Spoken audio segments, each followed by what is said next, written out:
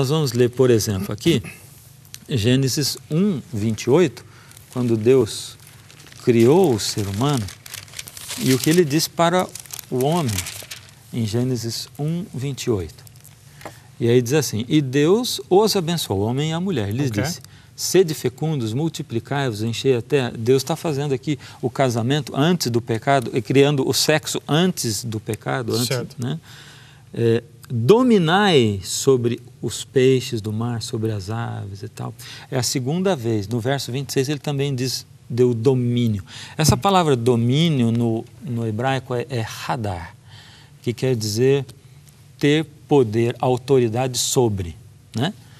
Aí o segundo texto, que é Gênesis 2, 15.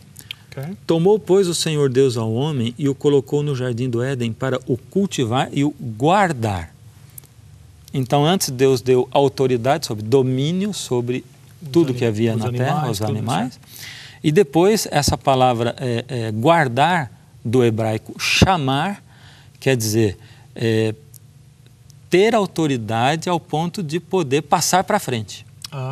Ou guardar de intruso.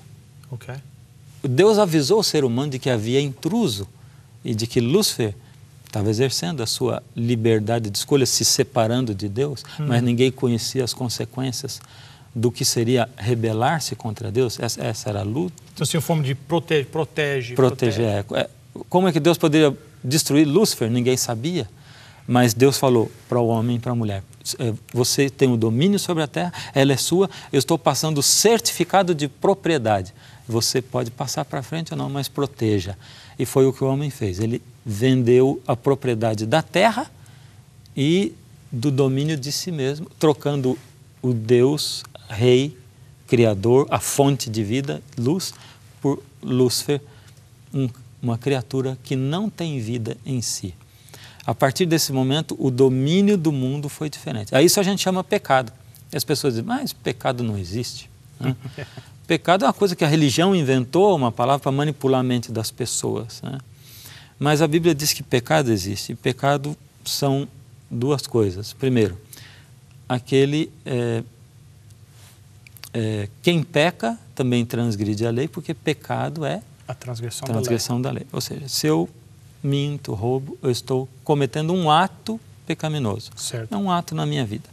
Mas existe uma outra condição, é a condição de pecado na qual eu vivo. Eu nasço nesse mundo escravo do pecado, porque Deus me criou livre, porque eu tinha duas opções. Aí alguém diz assim, mas como duas opções? A opção era, se você ficar ligado em mim, você vive, se não ficar, você morre. Que opção é essa? Não é? Mas hoje eu sou livre nesse mundo como? Nós estamos aqui livres. Lógico. Desde que eu obedeça às leis. É que nós, seres humanos, queremos ter uma ideia de que liberdade é não ter leis. Né? Mas Deus tinha uma lei, né, que rege, Ele tem a lei, rege o universo. Então, se eu for fiel às leis do país, eu vou continuar sendo livre. Era liberdade. A partir do momento que o ser humano se desligou de Deus, ficou escravo do pecado. Isso se manifesta em nós. E a Bíblia continua falando sobre isso em Romanos 17, 19 a 20. E eu gostaria, pastor Bill, que você lesse para nós. Romanos 7, de 19 a 20. Romanos 7, de 19 a 20, né? Isso. Então, vamos lá. Porque não faço o bem que prefiro, mas o mal que não quero, esse faço. Mas se eu faço o que não quero, já não sou eu quem o faz, e sim o pecado que habita em mim. Parece um testemunho pessoal aqui. Nosso, né? Paulo falando, essa é a nossa luta, né?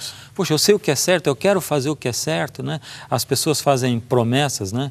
Ano que vem eu vou ler a Bíblia. E eu digo que deveríamos inventar uma Bíblia, Bíblias diferentes, uma começa com Gênesis, a outra com Êxodo, a outra com Levítico, porque as pessoas leem só o Gênesis, aí quando entra o Êxodo né? Então, se começasse com livros diferentes, quem sabe em 66 anos leriam a Bíblia, né? A gente faz promessas. O próprio Senhor Jesus, quando esteve aqui, ele declarou 3 vezes no Evangelho de João que Satanás é o príncipe desse mundo. E tem uma declaração aqui interessante, não vamos abrir a Bíblia, mas está em Lucas 4, de 5 a 7, quando diz que o diabo levou Jesus para ser tentado no deserto e levou para o alto do monte, e quando ele disse assim, dar-te-ei toda esta autoridade e a glória destes reinos, porque ele me foi entregue e a dou a quem eu quiser. Ele disse que foi entregue a ele esse mundo. Lá no jardim eu recebi o certificado. Eu recebi o certificado, né? E hoje nós estamos vendidos à escravidão do pecado, como diz Paulo. Então, eu quero contar uma história para fechar. Eu conheci um rapaz que ia à minha igreja assistir a uma conferência, Vanderlei, com a esposa e a filhinha, 32 anos mais ou menos. Vanderlei era um rapaz bom, chorava, vinha ao apelo para entregar o coração a Jesus. Me ofereci a estudar a Bíblia com ele. Nós fomos, cada terça-feira, 8 da noite, ia estudar a Bíblia. Primeiro mês, segundo, a partir do terceiro, eu ia à casa do Vanderlei e não encontrava mais. E eu sabia por quê. O Vanderlei havia me contado. Ele era viciado em cocaína, estava usando crack também. Um pai de família. E fiquei 5 meses sem ver o Vanderlei. No 6º mês, uma tia da esposa faleceu, me pediram para fazer o funeral e eu fui. No final da cerimônia, o Vanderlei estava parado assim, olhando o pôr do sol, chorando. Eu deixei para sair por último, parei do lado dele, coloquei a mão no ombro e digo, Vanderlei, por que você parou de ir à minha igreja? E o Vanderlei chorando me disse, é porque eu cansei de trair Deus, pastor.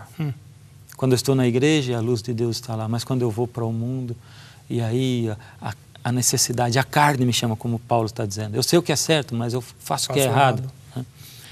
Eu disse, Vanderlei, você está melhor agora? Não, pastor, minha vida está uma desgraça e tal. Vanderlei, quando a gente nasce nesse mundo, a gente nasce escravo do pecado. Satanás segura os nossos pés e nos puxa para baixo, nos obriga a fazer o que não queremos. E nós somos assim, gostamos de tudo que não presta.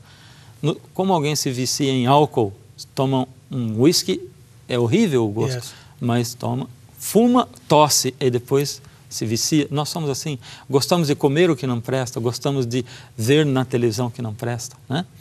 Escravos do pecado. Vanderlei, nós nascemos escravos do pecado. Um dia você entrou na minha igreja, Jesus convidou, você deu a mão para ele e ele começou a puxar você para cima, mas o diabo não largou você. E Jesus puxa. Você está passando pelo vale da decisão, você está numa câmara de tortura. Só tem 2 jeitos de se libertar dessa escravidão. Quais são? Primeiro, Vanderlei, é fazer o que você fez, é soltar a mão de Jesus e dizer, não aguento. E aí você diz para mim que está pior, porque você vai mais baixo, porque Satanás puxa mais, lógico. Segunda, não é você largar os pés da mão de Satanás, porque você é escravo dele, os pés não seguram, as mãos seguram. Outro jeito é segurar a mão de Jesus. E aí, Vanderlei, outro dia em casa, eu ia despedir do meu menino à noite, meia-noite, sábado para domingo. 1h da manhã tínhamos um compromisso com os juvenis da igreja, ele queria ir. E eu dei um beijo, disse, boa noite, filho, fui saindo do quarto e disse, papai, pois não, o senhor vai amanhã no encontro com os juvenis? Vou. Me chama porque eu quero ir, mas era meia-noite. Fui sair do quarto e disse, boa noite, filho. Papai, pois não, filho. Papai, é que eu estou com muito sono, pai. Se você me chamar amanhã e eu disser, pode ir, eu não quero ir, vou dormir. Não acredita em mim, pai, eu quero ir sim. E eu disse, Vanderlei, você segura a mão de Jesus. E aí quando você estiver a ponto de arrebentar, você diz, Jesus, mesmo que eu diga, larga minha mão, não acredita em mim porque eu quero. E Jesus, usando a sua liberdade de escolha, que Ele devolveu a você com o sangue dEle, aí vai tomar suas mãos. E quando você pensar que for arrebentado, o que vai arrebentar é o lado mais fraco, que é Satanás. E você vai estar na mão de Jesus. E Vanderlei pegou a mão de Jesus, e o Vanderlei se voltou para Jesus, e a sua esposa se batizou, e ele se libertou das drogas. E o Senhor Jesus é aquele que liberta.